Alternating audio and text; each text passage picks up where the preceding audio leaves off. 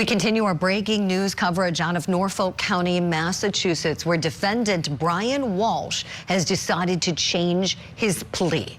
This is right on the eve of his trial, as jury selection is set to begin this morning. And we understand he's just notified the court that he is no longer proceeding with a not guilty plea, that he's changing his plea to guilty. Let's go in together now and watch. Everyone all set? Yes, Your Honor. Thank you. May I proceed, Your Honor? You may. Mr. Walshe, can you please stand? Mr. Walshe, do you wish to offer a change of plea on docket number 2382CR91002, which charges you with intimidation of a witness, juror, police, or court official, and 003, disinterment of a body? Do you wish to offer a change of plea from not guilty to guilty? I do. Could you raise your right hand, please? Do you solemnly swear to make true answers to such questions that should be put forth to you by the court, so help you God? I do. Thank you. Could you please take the witness stand? Actually, you know what I'm going to, this is an odd configuration. I don't want counsel standing. So I'm going to let you stay right there, sir. You understand you're under oath? I do. All right. Why don't you be seated, and you can have the benefit of your counsel at the ready right there. Okay. Mr. Walshe, as you know, my name is Diane Frenier. I'm the judge that's presiding over this trial, and I'm an associate justice of the Superior Court in Massachusetts. I understand from your lawyers that you wish to change your plea to guilty to counts indictment 002 and in 003. And before I can accept that change of plea to guilty to those two indictments, I need to ask you some questions to make sure that your decision to plead guilty is made voluntarily and that you understand the consequences of pleading guilty to those two offenses. If at any time during the course of this colloquy you don't understand something that I am saying to you, just let me know by letting your attorneys know. Let them consult with you. And equally, if I don't understand something that you're saying to me, I'll ask for that further clarification. Do you understand, sir? Yes, Your Honor. All right. Can you please state your full name, sir? Brian Walshe. All right. And Mr. Walshe, do you have any difficulty speaking or understanding English? I do not, Your Honor. How old are you, sir? I'm sorry, I missed that. Sure, I'll try to get into this microphone. How old are you? 50. And what's your exact date of birth? January 31st, 1975. Where were you born, sir? Boston. Are you married? Yes. Do you have any children? Yes. And what are their ages? 9, 6, and next month, Brian will be 5. How far did you go in school? College, some college. And that was like a year and a half or 2 years? Yes. And where did you go to school? Carnegie Mellon. What did you study? Business and computer science. As an adult, have you had full-time employment? I've had my own businesses. And in what kind of businesses? Mostly consulting. Okay. I need to ask you some personal questions. I'm going to ask you those questions now. Have you ever in the past been treated for any mental illnesses or conditions? Yes. Tell me about them. Depression.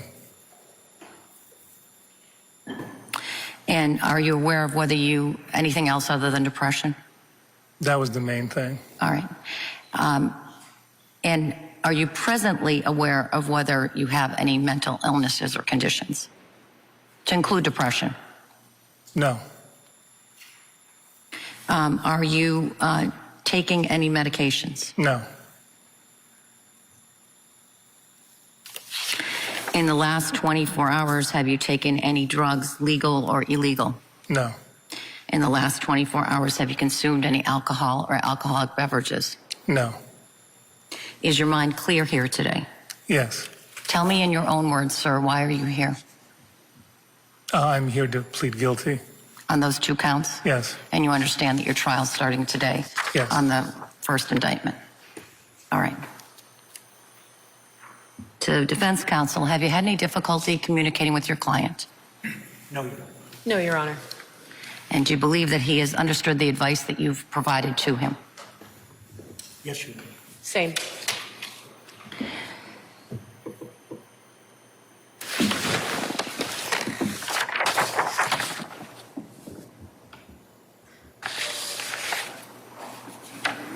So at this time, I'm going to go over what's called the waiver of rights. And at the end of it, I'm going to give you the form back that I believe you signed earlier today. Do you understand, sir, that by pleading guilty that you're giving up your right to have a public, fair, and impartial trial as to each of the 2 indictments to which you're now pleading guilty, with or without a jury, to determine your guilt or innocence? I do, Your Honor. And do you understand that if you went to trial, you wouldn't have to prove anything? For example, you never have to take the stand to testify. You would never have to call any witnesses.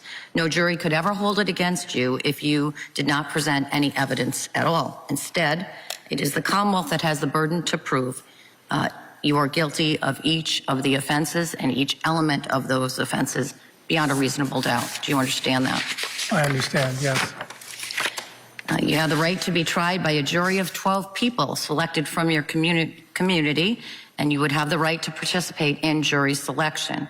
You could not be found guilty unless the Commonwealth convinces all 12 jurors that you are guilty beyond a reasonable doubt, and they unanimously agree you are guilty. Do you understand? Yes, Your Honor. You also have the right to be tried by a judge instead of a jury. And again, the judge couldn't find you guilty unless the Commonwealth presented evidence sufficient to convince the judge beyond a reasonable doubt that you are guilty of the charge. Do you understand? Yes.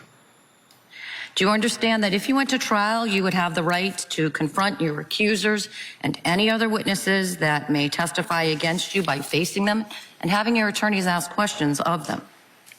Yes, Your Honor. And do you understand that if you went to trial, you would have the right to call your own witnesses, present your own evidence, and if you wished, even testify on your own behalf? Do you understand that? Yes, Your Honor. Do you understand that by pleading guilty here today, you're giving up your right to pursue any arguments or motions that your attorneys may have made or filed on your behalf in this case, and that may include motions to dismiss and motions to suppress, as well as your right to appeal any rulings or decisions that the court may have already made in this case? Yes, Your Honor.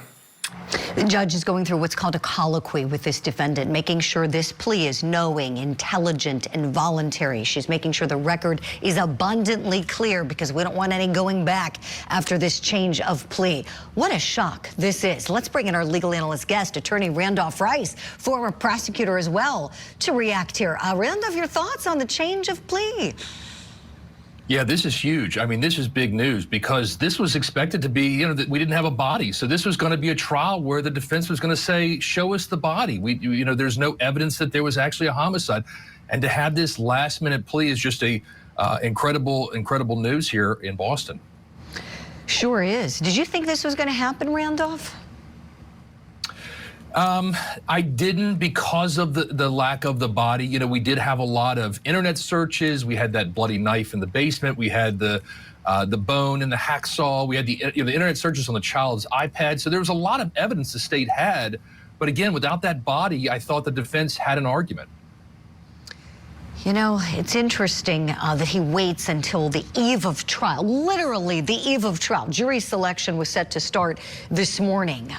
He wasted a lot of time and a lot of resources playing games. We had the incompetency issue that just cropped up, but this is great to see him actually taking responsibility. Randolph, had he gone to trial, do you think it would have gone well for him? No. I really don't. And to sort of speak to the point you just made, Julie, because that's a really good point of the wasted resources. Oftentimes, getting the client as a defense attorney right to that point of trial, that's what makes them make the decision. Because before this is all just motions and talking and court appearances. But now, you got to sort of put the money on the barrelhead. This is the time that the defendants take. Yeah, definitely, Randolph. I look forward to watching more of this colloquy, seeing if we get any kind of apology or remorse coming from this defendant.